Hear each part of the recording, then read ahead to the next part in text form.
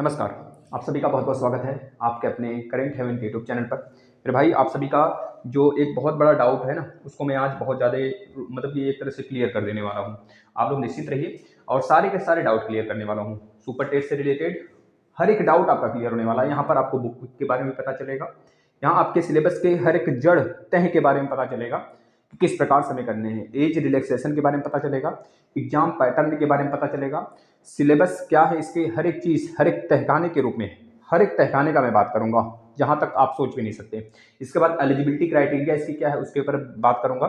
Selection process के ऊपर बात करूँगा। आपको लग रहा होगा क्यों सर इतना ज़्यादा मतलब कि एक तरह से बहुत ज़्यादा उसमें कह रहे हैं, मतलब कि एक तरह से कह लो कि पूरा एक विश्वास, बहुत ही तगड़ा वाला विश्वास के साथ कह रहे हैं।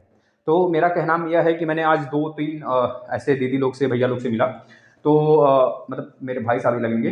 तो उनका का नाम था कि किस प्रकार से प्रिपरेशन किया जाए और भर्ती की क्या गुंजाइश है।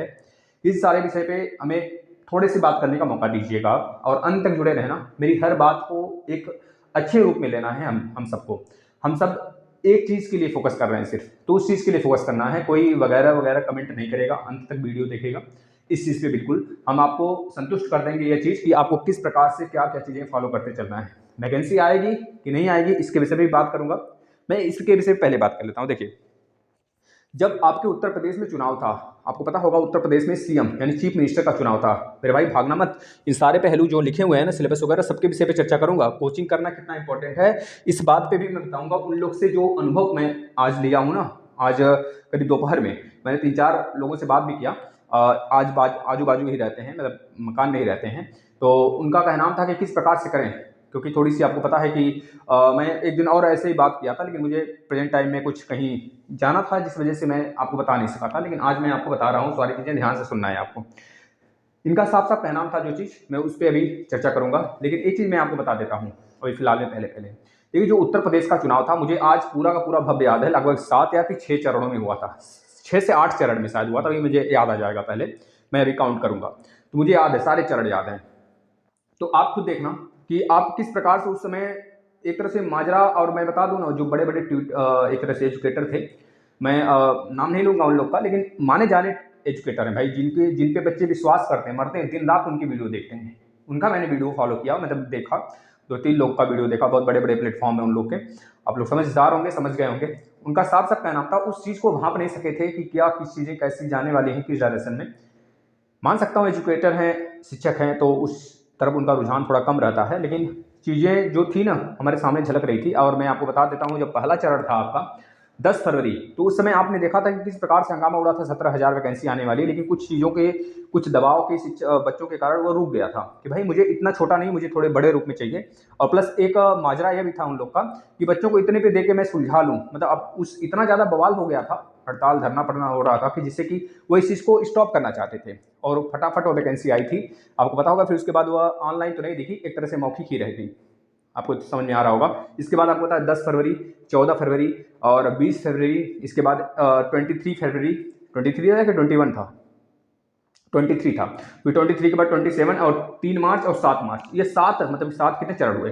3 3 6 7 चरण, 7 चरणों में आपके चुनाव हुए थे। उस चुनाव के बीतते ही, जैसे मतलब उस चुनाव के बीच में ही उन्होंने साफ साफ इस चीज को कहा था कि मैं अपने अनुसार अगर देखूंगा वैकेंसी, सीटें खाली होंगी, रिक्त पद होंगे, तो मैं उस चीज को भांपना शुरू करूंगा। हाँ, मैं अपने अनुसार करूंगा। हाँ, वैकेंसी आएगी कि नहीं आएगी वो मैं बाद में बताऊंगा, मैं बच्चों को पहले से नहीं दिलाऊंगा। और उस समय इन्होंने बोला भी था कि 10 लाख करीब करीब मैंने पूरे के पूरे भर्ती कर चुका हूँ। उसमें रेहड़ी पट्टी हर एक चीज़, जो जूता सिलने वाले थे, चप्पल सिलने वाले, सबको इन्होंने काउंट किया था। हर एक को काउंट कराया था। जिनको एक दिन के लिए केवल बुढ़िया बिस्तर दे दिए थे, भैया ले जाओ अपना फुटपाथ पे दुकान लगा लो ना, उसको भी इन्होंने काउंट किया था।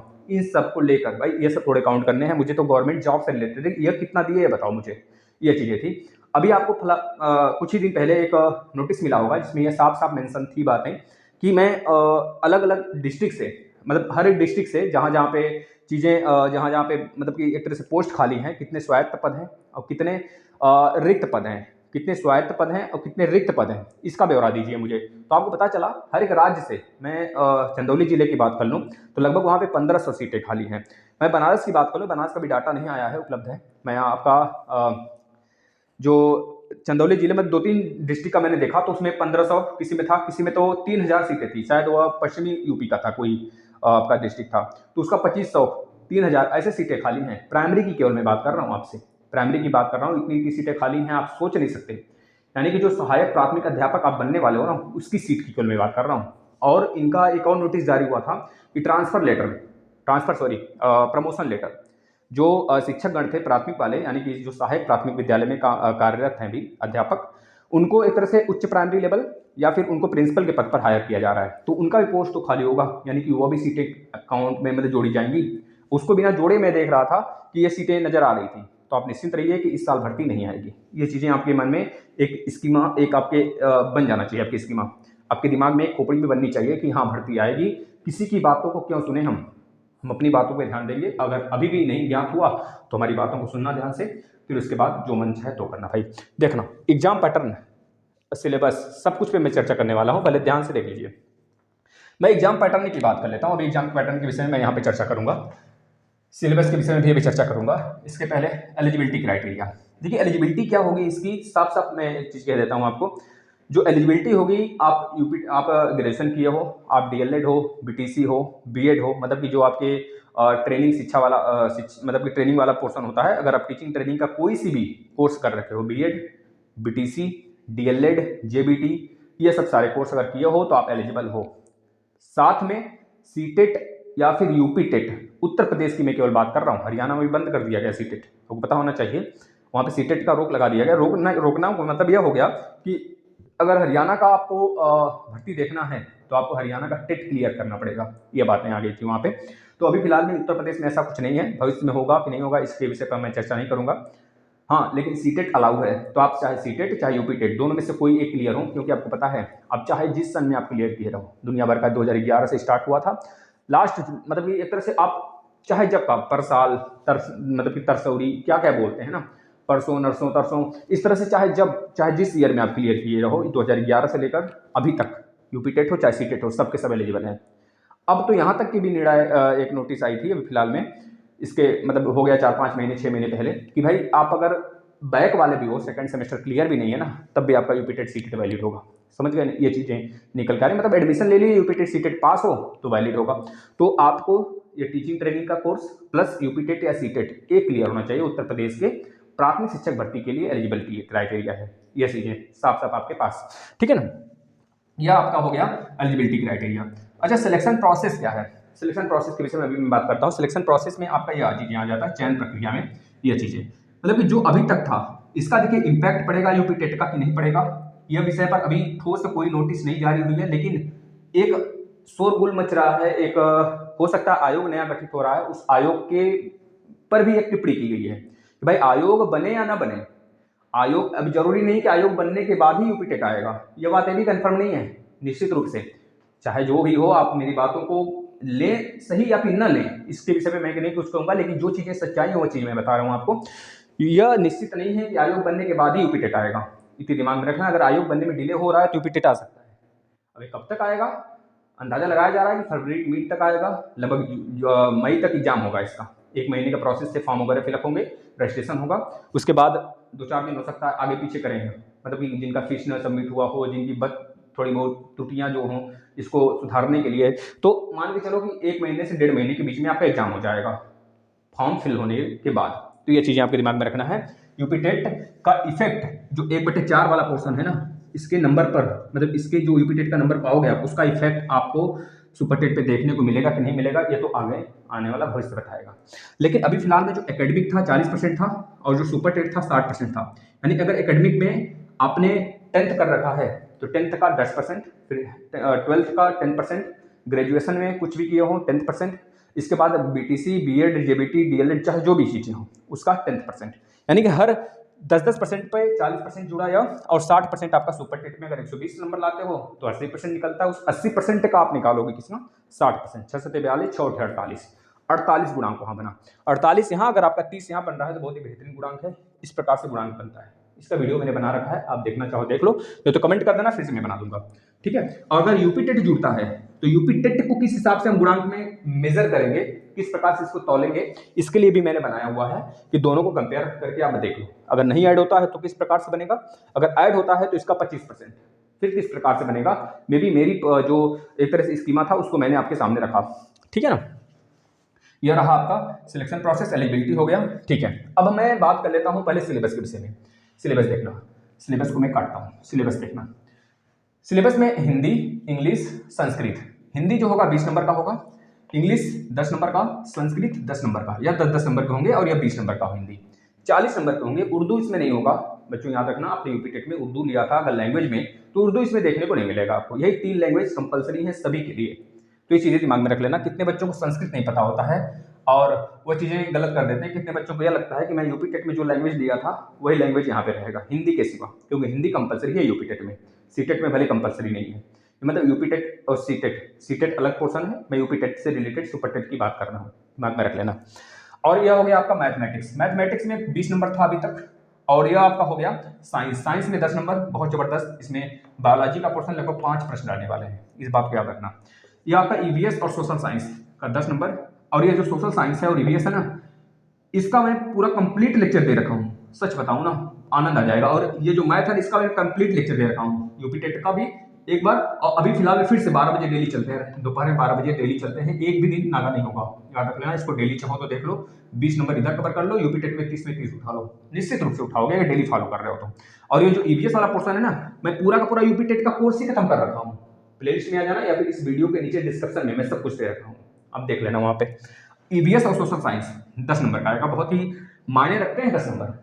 1 नंबर अगर इसमें से आपने कम किया मैथमेटिक्स में, तो समझ लो आप कितना पीछे जाओगे, आप सोच भी नहीं सकते। क्योंकि ऐसे इतने बच्चे हैं ना जो कि मैथ में एक भी प्रश्न नहीं छोड़ेंगे। और जो ये 5 नंबर रीजनिंग का दिख रहा है आपको ना, या रीजनिंग वाला 5 नंबर, समझ रहे हो ना, रीजनिंग यानी कि आपका जो इसे क्या कहते हैं हम लोग, लॉजिकल रीजनिंग के रूप में बताऊंगा, सारी चीज कराऊंगा। तो ये 5 नंबर का, इसको कोई बच्चा छोड़ के नहीं आता है, इतना समझ लो, क्योंकि ये हमारे प्लस पॉइंट होते हैं, हर एक विद्यार्थी के प्लस पॉइंट होते हैं। तो समझ लीजिए, टीचिंग मेथड सभी को पता होगा भाई, टीचिंग मेथड में 10 नंबर होगा या 10 नंबर का होगा। चाइल्ड डेवलपमेंट ये सारे बच्चों का तैयार होगा, मेरे अनुसार तो मैं यही कहूँगा हर एक बच्चे को तैयार होगा। अच्छा, एक चीज़ मैं डिस्कस नहीं किया अभी तक, कर रहा हूँ, सिलेबस में क्या चेंजेस हो सकते हैं, क्योंकि इस प्रकार से मैं अंदाजा क्यों लगाया इसका मैं बता देता हूँ। क्योंकि केवीएस की जो वैकेंसी आई हुई है 2022 वाली, उसमें सीडीपी में बहुत बड़ा बदलाव देखने को मिला है। एनईपी नेशनल एजुकेशन पॉलिसी जो आपका है 2020 वाला, उसके अनुसार इसमें सिलेबस में कुछ चेंजेस देखने को मिले हैं, तो उसके विषय पे मैं चर्चा करता हूँ अभी। जो चाइल्ड डेवलपमेंट प्रोग्राम है आपका ना, ये 10 नंबर का अभी तक सिलेबस में यही है। इसके बाद जीके जीएस, सॉरी जीएस हो गया, जीके और करंट अफेयर। भाई घबराना मत, मैं सब बताऊंगा कैसे क्या पढ़ने हैं, अभी सब कुछ बात कर लूंगा एक ही वीडियो में, सब खत्म करेंगे। 30 नंबर का भाई देख लो कितना बड़ा यहाँ पर माहौल आपको नजर आ रहा है। 30 नंबर, इस 30 में अगर आप 25 बच्चे, पता है 24, 26, 25 मेरे भाई साहब, मतलब कि जो बगल के हैं अभी, मतलब बगल के क्या हैं भाई, खासी हैं, तो उनसे पूछा गया भाई आपने कितना पाया था, तो उनका साफ साफ कहना था कि भाई इस 30 में ना 27 मार्क्स पाया था।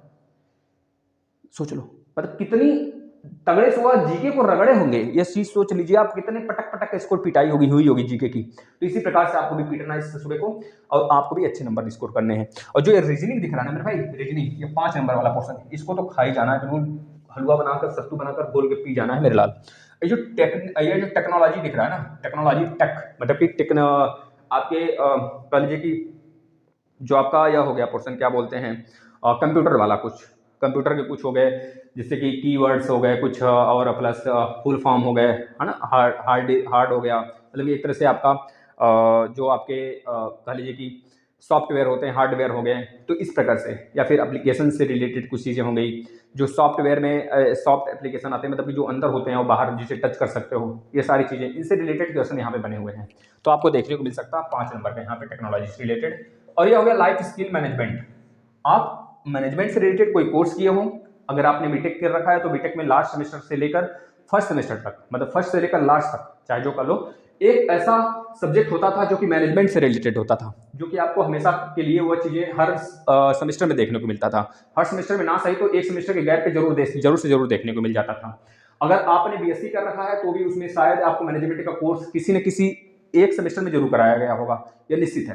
तो वो चीज़ें वहाँ से आप पढ़ सकते हो। अगर बीए की हो तो बात की बात है, आपको पढ़ना ही पड़ेगा। तो जैसे मैनेजमेंट का कोई भी एक बुक ले लेना, आता है उसमें बस आपसे किस प्रकार के ब्यौरा आप गठन करते हो, है ना, लगभग इकोनॉमिक्स का कुछ पोर्शन हो जाता है इसमें, ये चीज़ें इसमें जुड़ी हुई होती हैं। और लाइफ स्किल मतलब कुछ ऐसे टेक्स मतलब कुछ ऐसी चीज़ें जो आप अमेजिंग कर सकते हो अपने जीवन में। तो उस चीज़ से रिलेटेड बहुत सारी चीज़ें, या तो आपको उसी जगह सोचने से पता चल जाएगा। तो ये रहा अभी तक का सिलेबस। अब देखना, अगर एनईपी 2020 के द्वारा जिस प्रकार से केवीएस में चेंजेस देखने को मिला, अगर हमें इसमें बदलाव देखने को मिलता है तो क्या करेंगे लोग पता है? जो ये 30 नंबर दिख रहा है आपका जीके और करंट अफेयर का पोर्शन, इसको कम करेंगे।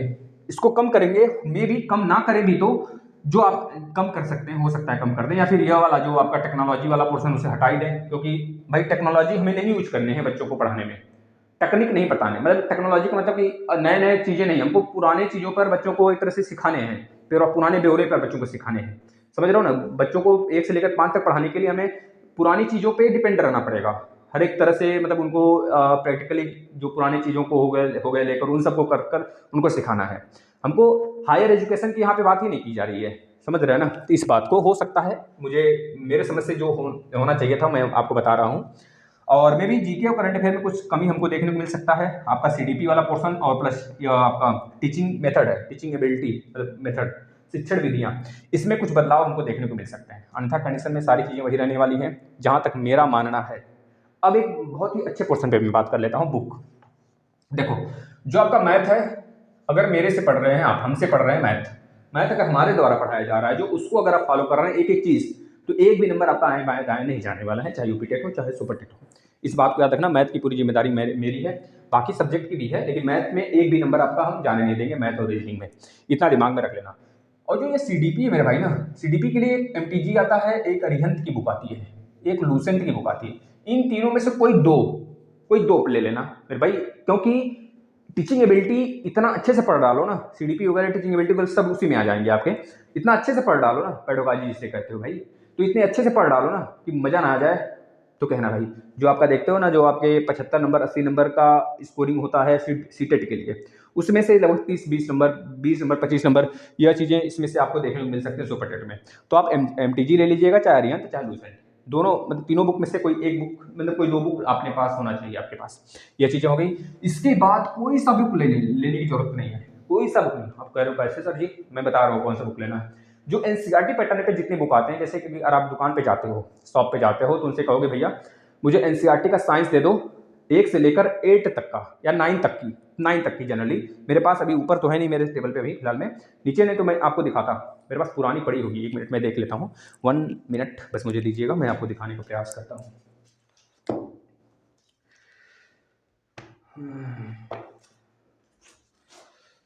हाँ है, देखिए यहाँ पे, ये शायद मैंने ख़रीदा था इसको, पुरानी बुक है। हाँ, किसका है भैया? ये अंजलि सिंह कोई है, मीनाक्षी सिंह कोई है, उसका बुक है। जहाँ से मैं लिया था, मतलब वो शॉप वाले भैया से मांगा था, तो उन्होंने किसी से लेकर मुझे दिया ये बुक। तो ये देखिए साइंस की बुक है। यह साइंस आपकी जो है, मैंने इस पर जिल्द वगैरह चढ़ा रखा है, फट गया था, काफ़ी पुरानी बुक थी। तो इस पर 3 बुक है, 3 बुक को मैंने ऐड करवा लिया, जुड़ा लिया। देखो यहाँ पर फटा हुआ बीच में से आपको दिख रहा होगा, एक यहाँ से, मतलब 3 बुक, मतलब 7, 8 और 9th, इन तीनों बुक को मैंने इसमें ऐड करवा दिया है। तीनों साइंस की बुक, तीनों, 9th नहीं, 9th को छोड़ के, मतलब कि 6, 7, 8 की बुक मैंने इसमें जोड़ा कर इतना मोटा करवा दिया है। लेकिन अब यही बुक आपको 1 से लेकर इतनी मोटी दिखेगी, 1 से लेकर 9 तक की, थोड़ा सा इससे मोटा दिखेगा, वह आपको शॉप पे मिल जाएगा। बस वह जाके ले लेना। किसके लिए? साइंस के लिए। उसमें ईवीएस का भी कवर हो जाएगा, मैक्सिमम पोर्शन ईवीएस का कवर होगा आपका। तो एमए एनसीईआरटी वाला बुक फॉलो करना है बस। एनसीईआरटी का सारे के सारे बुक फॉलो करने। हिंदी हो गए, हिंदी भी आप वहीं से ले सकते हो, इंग्लिश भी आप वहीं से पढ़ सकते हो। और संस्कृत के लिए कोई एक प्रैक्टिस सेट आपके पास होना चाहिए। प्रैक्टिस सेट एक फुल आपके फुल लेंथ का होना चाहिए, और सीडीपी का एक अलग से होना चाहिए। जो पोर्शन आपका कमजोर है उसके लिए आप अलग से प्रैक्टिस सेट ले लोगे। ये चीज़ें दिमाग में रखनी, इतनी बुक आपके पास होनी चाहिए। और सीडीपी के लिए जो मैंने बताया, यह बता दो इसमें से कोई चीज़ें जो आपकी नहीं हो। और लूसेंट का जीके मोस्ट इंपॉर्टेंट भाई, मोस्ट इंपॉर्टेंट। यहाँ तक कि पीसीएस लेवल तक के एग्जाम के सारे प्रश्न वहाँ से फंसते हैं। पीसीएस बीपीएससी लेवल तक के बच्चे जो होते हैं, जो हायर लेवल एजुकेशन की तैयारी करते हैं ना, वो उसको बहुत अच्छे से गहनता से पढ़ के जाते हैं। एक बार पढ़ते नहीं हैं, कम से कम 20-30 बार उसको पढ़ते हैं। तो इतना अपने आप को हैबिचुअल बना लीजिए ना उसको पढ़ने की, कि आप अगर प्रश्न उसमें से देखो ना, तो हर एक प्रश्न हो जाए, अटेम्प्ट हो जाए, देखते ही हो जाए कि मैंने इसको पढ़ा है। पहले तो यह ना लगे कि मैंने इसको छुआ नहीं देखा है मुझे। तो इतना याद रखना, जो भी जीके जीएस का पोर्शन आएगा पूरा का पूरा, वो आपके लूसेंट से ही आने वाले हैं। और जीके जीएस का कितना बड़ा क्राइटेरिया आप देख सकते हो, 30 इधर 10 इधर 10 इधर, है ना। ईवीएस साइंस वगैरह सब उसमें मिल जाएगा लेवल पर, लेकिन वो तो अलग से पढ़ना ही पढ़ना है आपको, ये चीज़ें होगी। अब रही बात कोचिंग करें या ना करें, भाई देखो बहुत ज़्यादा अगर मन हो, बहुत ही ज़्यादा थोड़ी सी चिट चैट करने हैं, दोस्तों के बिना नहीं रह पाते हो, तो ये चीज़ें आपके ऊपर डिपेंड करता है। आप रहे करो, ऑफलाइन कोचिंग करो, बहुत अच्छी बात है, कुछ भी करो। मैं नहीं कहता हूँ कि आप कोर्स खरीद के पढ़ो, नहीं कहता हूँ मैं आप कोचिंग करो कि ना करो, लेकिन मैं इस बात पे जरूर फोकस करूंगा आपको, जिस दिन से सेल्फ स्टडी करना आपने छोड़ दिया, बुक से पढ़ना छोड़ दिया, उस दिन इतना याद रखना, अगर 100 सीट है तो आप 101 नंबर आपका आएगा, लेकिन सिलेक्शन से बहुत दूर रह जाओगे। मेरे भाई इतना समझ लेना, अगर आप अपने आप को ऑनलाइन पढ़ के बिल्कुल परफेक्ट बना लोगे ना, तो उस दिन, मैं ये नहीं कह रहा ऑनलाइन से सिलेक्शन नहीं होते, लेकिन आप शायद अगर पहली बार आ रहे हो सुपर टेट की तैयारी करने के लिए, तो इस चीज़ को भांप लेना। अगर आप कहीं से किसी का एक एजुकेटर का कहीं से कोर्स लिए हो तो उसकी बात मैं नहीं करूँगा, लेकिन ऑफलाइन में कितने ज़्यादा नुकसान होते हैं शायद आप नहीं समझ पाओगे इस चीज़ का।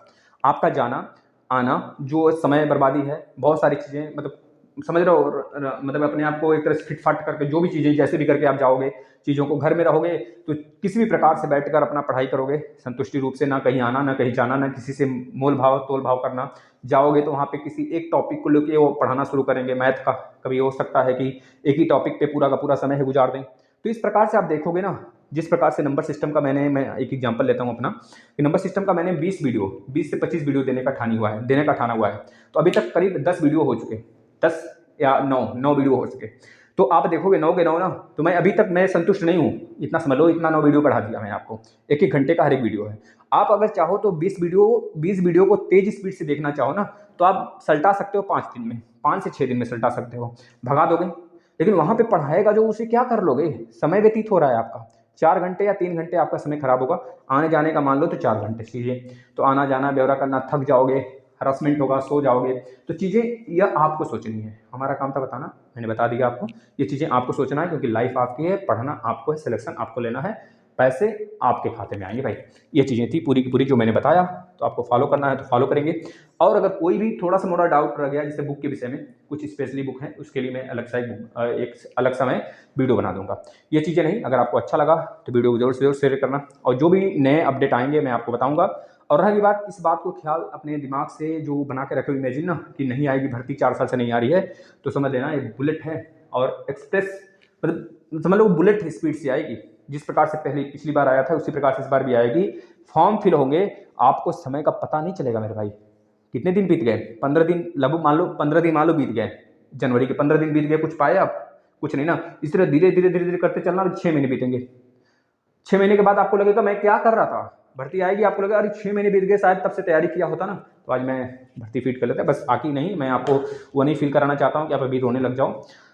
बस इतनी चीज़ें थी। अगर आपको वीडियो पसंद आया तो अपने भाइयों को शेयर करिए, मोटिवेट रहिए, कमेंट्स करने से बचिए, अच्छे कमेंट करिए, अच्छे सोचिए, लोगों के विषय में अच्छा सोचिए। कम से कम अगर किसी का बुरा नहीं कर सकते ना, मतलब सॉरी, किसी का अच्छा नहीं कर सकते ना, तो बुरा कभी मत करना। इस चीज़ को दिमाग में लेके चलना हमें। चलिए, आपका दिन शुभ हो, और चीज़ों को जो मैंने बताया उसे मैं आशा करूँगा आप एक तरह से इसके आपके दिमाग में जो बना होगा उसको आप बहुत भली भांति समझकर तैयारी करना शुरू करेंगे। धन्यवाद। डेली क्लासेस देखिए, पूरा मैंने क्लासेस यूपी टेट का कंप्लीट करा रखा, उसको भी आप फॉलो कर लीजिए। नमस्कार।